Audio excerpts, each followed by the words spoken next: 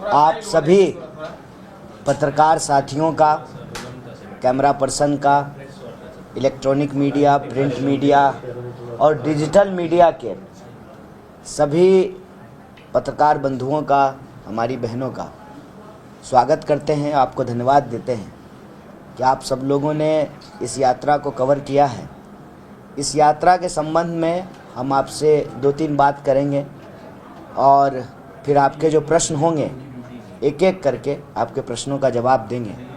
उससे पूर्व हम धन्यवाद देते हैं मिथिला पेंटिंग की, मधुबनी पेंटिंग की कलाकार यहाँ मौजूद हैं और खादी ग्रामोद्योग से जुड़े हुए हमारे साथी यहाँ मौजूद हैं, उनका कि वो यहाँ आए और इस मंच से अपनी बात को रखा। दरअसल यात्रा का उद्देश्य यही है। यात्रा कई बार प्रेम में और कई बार जोश में लोग कह देते हैं कि कांग्रेस पार्टी या किसी व्यक्ति से जो है इस यात्रा को जोड़ देते हैं, लेकिन दरअसल ये यात्रा आप अगर कवर कर रहे होंगे तो देखा होगा, इस यात्रा का नेतृत्व बेरोजगारी से प्रभावित नौजवान कर रहे हैं। आगे आगे सबसे आगे तिरंगा झंडा लेकर के भारत माता की जय कहते हुए वो नौजवान चल रहे हैं जो पेंडिंग भर्ती से प्रताड़ित हैं। पेंडिंग भर्ती कहने का मतलब ये है कि अग्निपथ योजना से पहले जो सामान्य प्रक्रिया थी जवानों की भर्ती की, वो निकली और ये वो विद्यार्थी हैं जिनका सिलेक्शन हुआ, मतलब फिजिकल हुआ, मेडिकल हुआ और इनका ज्वाइनिंग लेटर नहीं आया रिजल्ट आ जाने के बावजूद।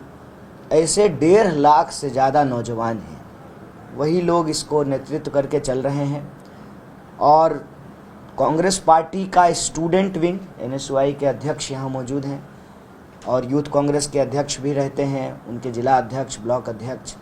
तो ये स्टूडेंट विंग और यूथ विंग जो है इस यात्रा को कोऑर्डिनेट कर रही है, नेतृत्व कर रही है, उनके साथ मिल करके चल रही है। समझ बिल्कुल साफ है कि ये यात्रा एक मंच बने जहां बिहार के जो लोग हैं उनकी जो समस्याएं हैं उस समस्या को वो आकर के रख सकें, इस यात्रा से जुड़ सकें और आप तमाम लोगों के माध्यम से सरकार तक अपनी बात पहुंचा सकें।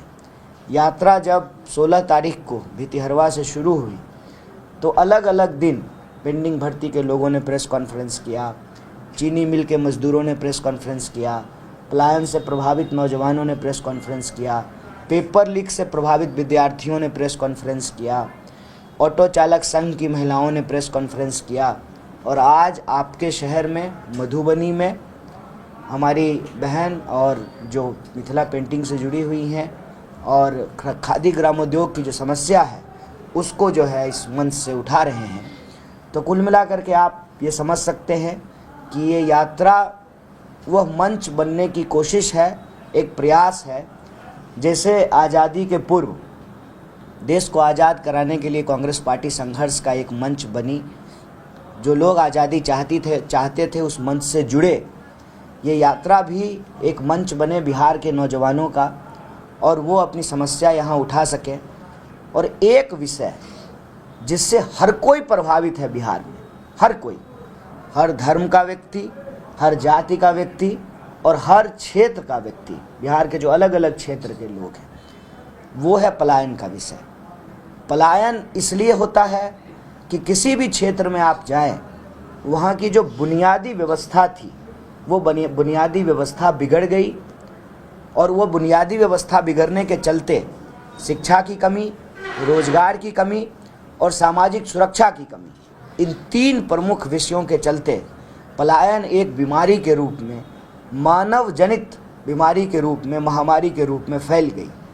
आप मधुबनी के लोग हैं और आप जानते हैं कि मधुबनी का इतिहास एक गौरवशाली इतिहास है, लेकिन मधुबनी में आज स्थिति ये है कि रास्ते में जब हम आ रहे थे तो नौजवान अपना बाइक रोक करके यात्रा में शामिल होते थे और वो यही कहते थे कि देखिए बहुत अच्छा विषय उठाया है, हम लोग को जो है हर चीज़ के लिए बाहर जाना पड़ता है। कल बाबा नागार्जुन का गांव तरौनी गए थे, यात्रा दरभंगा से मधुबनी आ रही थी, तो तरौनी गए, पुस्तकालय पे माल्यार्पण किया तो महिलाओं ने एक गंभीर विषय उठाया कि तरौनी में अस्पताल नहीं है और जब हम तरौनी से लौट रहे थे सकरी की तरफ, तो जो रेलवे फाटक जो है बंद था, और वो फाटक मुझे लगता है कि कई कई घंटे बंद रहता है। और एक लड़की बीमार थी, बिल्कुल मूर्छित अवस्था में, बाइक से उसको लेकर के जा रहे थे। फिर बाइक छोड़ दिया और कंधे पे ले करके फाटक से क्रॉस करा करके दौड़ करके लोग जा रहे थे। और थोड़ी ही देर पहले तरौनी गांव में महिलाओं ने कहा कि हमारे यहाँ अस्पताल नहीं है, हर चीज़ के लिए हम लोगों को बाहर जाना पड़ता है। तो इस यात्रा के माध्यम से जब हम गांव में जा रहे हैं तो गांव के लोग अपनी समस्या उठा रहे हैं, शहर में आ रहे हैं तो शहर के लोग अपनी समस्या उठा रहे हैं। तो इन समस्याओं को उठाना, और हमारी कोशिश ये है कि 14 करोड़ बिहार के लोग हैं, कश्मीर से लेकर के कन्याकुमारी तक इस देश को बनाने का काम बिहार के लोग करते हैं। और बिहारी पहचान जो है उसको गाली बनाने का काम राजनीति ने किया है। तो जब राजनीति हो बिहार में, तो राजनीति के केंद्र में, उसके विमर्श में पलायन का मुद्दा हो, रोजगार का मुद्दा हो, सामाजिक सुरक्षा का मुद्दा हो। और सामाजिक सुरक्षा की बात हम इसलिए करते हैं कि सरकार के तमाम दावों के बावजूद, सुशासन के तमाम दावों के बावजूद कोई ऐसा दिन नहीं है जो बिहार के किसी न किसी कोने में कोई ना कोई आपराधिक घटना नहीं होती हो। आप आंकड़ा उठा करके देख लीजिए, पिछले दिनों बिहार में अपराध बढ़ा है, घटा नहीं है। तमाम दावों के बावजूद सरकार ने जो सर्वे कराया, जाति सर्वे, उस सर्वे में आया है कि मात्र 7% लोग ग्रेजुएट हैं। आप अंदाज़ा लगाइए, LNMU यहीं पे है, विश्वविद्यालय है यहाँ पे, लेकिन विश्वविद्यालय होने के बावजूद 7% लोग भी हमारे प्रदेश में ग्रेजुएट नहीं हैं। तो आप क्राइम की बात कर लीजिए, रोज़ क्राइम हो रहा है। आप जो है शिक्षा की बात कर लीजिए, उच्च शिक्षा जो है लोगों को नहीं मिल रही है। आप स्वास्थ्य व्यवस्था की बात कर लीजिए, अभी हम आपको तरौनी के लोग किस तरीके से जाते हैं दूसरे जगह इलाज कराने के लिए, या आप एक बार DMCH चले जाइए। कभी DMCH का इलाके में नाम होता था, अभी DMCH की स्थिति ये है कि आए दिन जो है हॉस्टल में सांप निकलता है, हॉस्टल रहने लायक नहीं है। प्रशासन कह चुका है कि हॉस्टल कभी भी गिर सकता है और गिर रहा है। वैसी हालत में लोग वहाँ मेडिकल करने को विवश हैं। और मरीजों की तो पूछिए ही मत, हाथ में जो है पानी का बोतल लिए हुए हैं, मरीज जो है बैठा रहता है, उसके अटेंडेंट जाते हैं, पहले मास्क लेकर के आते हैं, मेडिकल का किट खरीद करके लाते हैं 1-1.5 किलोमीटर से, फिर जा करके उनका इलाज शुरू होता है। ये हकीकत है। तो ये जो बिहार का गौरवशाली इतिहास है और वर्तमान की जो हकीकत है, उसमें ज़मीन आसमान का फ़र्क है। और जब तक हम वर्तमान को बदलेंगे नहीं, तब तक हमारा भविष्य बेहतर नहीं होगा।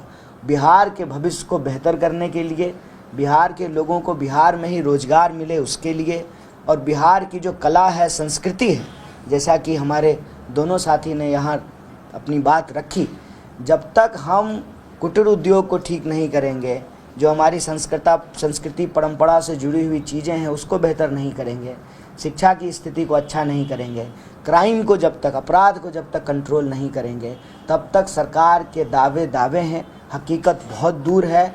और इसीलिए हम कहते हैं कि यह सरकार सुशासन की नहीं, पलायन की सरकार बन गई है। तो इस पर आप सब लोगों से निवेदन है कि जो लोग आकर के इस मंच से अपनी बात उठा रहे हैं, आप जनता तक पहुंचाइए, और मुझे उम्मीद है कि आप ऐसा करेंगे। तो आप सब आए, हमारी बात सुने, यात्रा को कवर किया, इसके लिए आप सबका बहुत बहुत धन्यवाद।